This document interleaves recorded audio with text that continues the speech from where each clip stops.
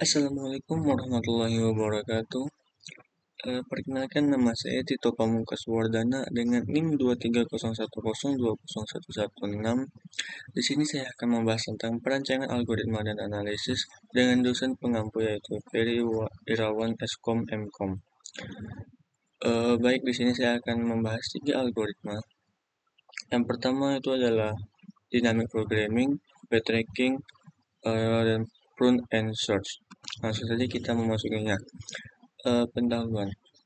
Pengertian algoritma. Algoritma adalah serangkaian langkah-langkah logis dan terstruktur yang dirancang untuk menyelesaikan suatu masalah atau melakukan suatu tugas.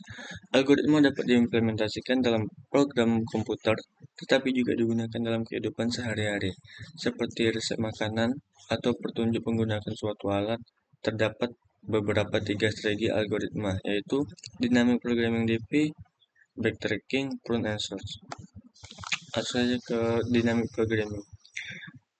Dynamic programming adalah teknik pemecahan masalah dengan pemecahan masalah menjadi submasalah yang lebih kecil, menyimpan solusi dan submasalah tersebut, memotivation, dan menggunakan solusi tersebut untuk menyelesaikan masalah yang lebih besar.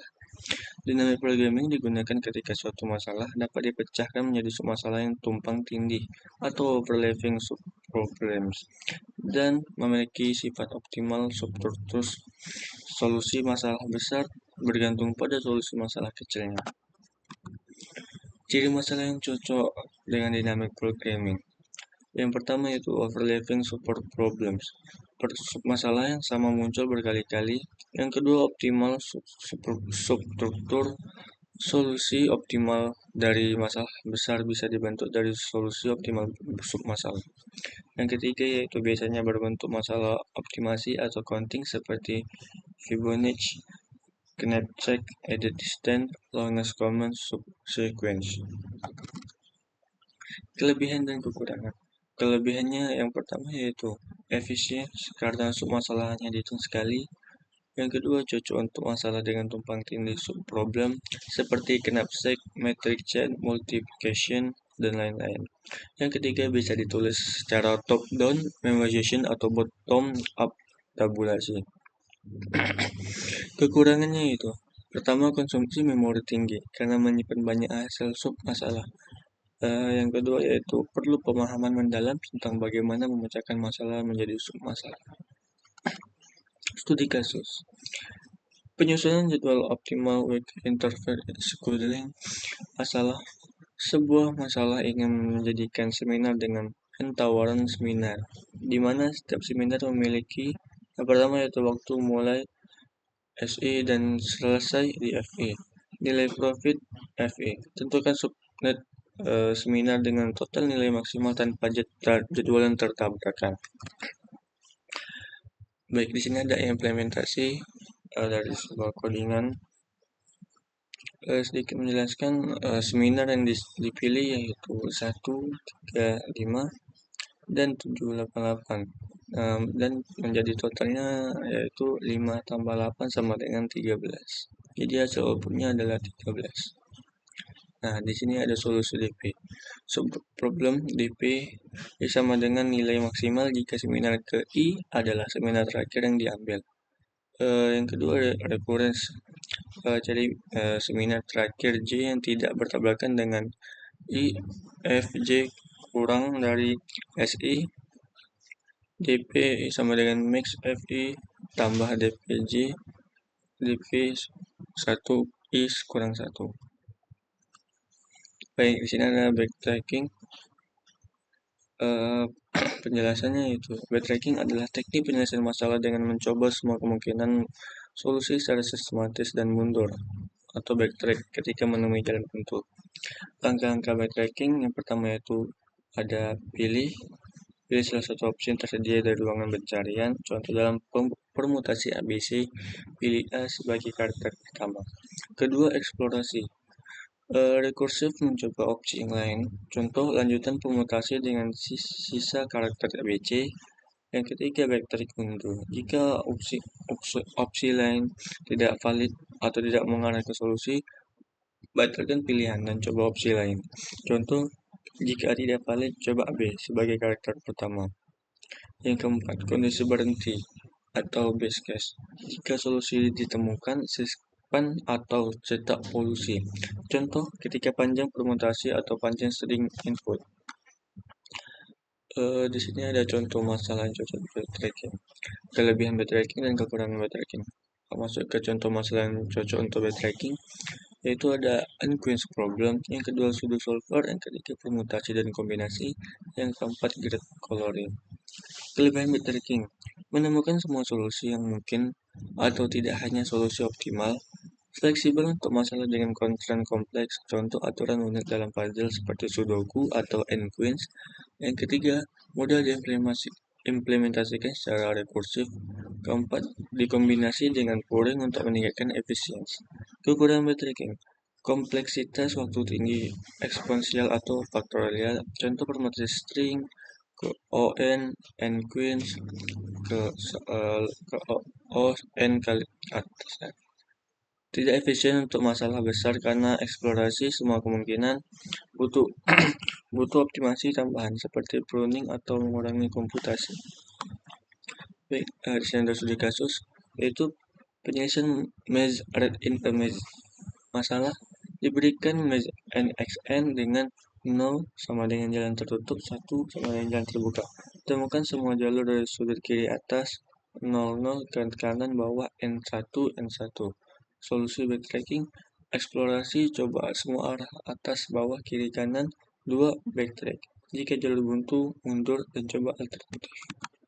Baik, di sini ada implementasi dan codingan dari backtracking. Sedikit menjelaskan fungsi isSafe memeriksa apakah koordinat XY valid, tidak out of bound dan bisa dilalui. 2. Fungsi backtrack XY base case: jika posisi saat ini adalah finish N1, simpan jalur ke solution. Kedua, loop arah, coba bergerak ke 4 arah, bawah, kanan, atas, kiri. Kedua, marking, tandai sel yang sudah dikunjungi dengan Mesnes NX, NY sama dengan 0 untuk menghindari siklus. Selanjutnya, rekursi, pindah ke sel berikutnya. Yang kelima, backtrack, jika jalur buntu, kembalikan keadaan semula Mes NX, NY sama dengan 1 dan patch pop. Inisialisasi, mulai dari titik 0 ke 0 jika exibel Mes 00 lebih dari 1. Visualisasi jalur yang pertama yaitu bawah kanan kanan. Jalur kedua yaitu bawah kanan kanan bawah. Nah, di sini selanjutnya ada prune search atau branch and bound. Prune search adalah teknik optimalisasi dari backtracking dari mana cabang pencarian dihentikan lebih awal jika diketahui tidak akan menghasilkan solusi optimal. Tujuan untuk menghindari eksplorasi yang sia-sia sangat cocok untuk masalah kombinatorial besar. Kedua, optimalisasi subnet. Ketiga, masalah seperti knapsack atau TSP. Langkah-langkah branch and prunes. Jika batas cabang lebih buruk dari solusi terbaik yang sudah ditemukan, pangkas cabang tersebut. Selanjutnya, lanjutkan jelajahi cabang yang belum dipangkas hingga solusi optimasi ditemukan. Ketiga, branch. Bagi ruang solusi menjadi cabang-cabang yang lebih kecil, mirip pohon keputusan. Keempat, bounds. Hitung batas bounds untuk setiap cabang, yaitu estimasi biaya terbaik atau terburuk yang ingin dicapai. Selanjutnya ada contoh masalah yang cocok untuk branch and bound. Yang pertama, knapsack problem. Yang kedua, traveling salesman problems atau TSP. Yang ketiga, job scoring minimum. Yang keempat, N-Queens. Yang kelima, integer linear programming. Kelebihan: menjamin solusi dan optimal, fleksibel, cocok untuk masalah dengan batas atau bound. Kekurangan: memerlukan fungsi bound yang akurat untuk efisiensi. Kedua, kompleksitas tetap bisa tinggi jika pruning tidak efektif. Baik, di sini masuk studi kasus, yaitu masalah seorang sales harus mengunjungi N kota dengan jarak antar kota diketahui, temukan rute terpendek yang mengunjungi setiap kota tepat sekali dan kembali ke kota asal. solusi branch and burn. Branch eksplorasi semua kemungkinan rute. Burn hitung our burn menggunakan MST atau minimum span tree. 3. Burn jika burn lebih besar solusi sementara abaikan cabang. Baik, di sini ada implementasi codingan. Penjelasan kode. Inisialisasi. Base cost and base path menyimpan solusi terbaik sementara. Priority queue menyimpan node aktif berdasarkan bond terendah. Kedua, perhitungan bond atau MSD. Fungsi calculate MSD bond menghitung estimasi jarak minimal menggunakan minimum spanning tree atau MSD dengan algoritma frame. Contoh untuk kota 012, MSD mungkin mengubah 0 menjadi 1 sama dengan 10 dan 1 sampai 2 sama dengan 35, bond sama dengan 45. Branching. Untuk setiap kota terakhir di patch, coba semua kota sebelum dikunjungi. Hitung new cost dan new bond untuk rute terbaru. Selanjutnya pruning. Jika new bond lebih besar base cost, cabang dipangkas tidak masuk queue. Contoh, jika base cost sama dengan 80 dan new bond sama dengan 85, cabang akan diabaikan. Kelima, update solusi. Jika pas sudah lengkap, land path and hitung total cost termasuk kembali ke kota awal dan update base cost jika lebih baik. Kesimpulan dari ketiga algoritma tersebut yaitu DP atau dynamic programming untuk efisiensi di masalah terstruktur.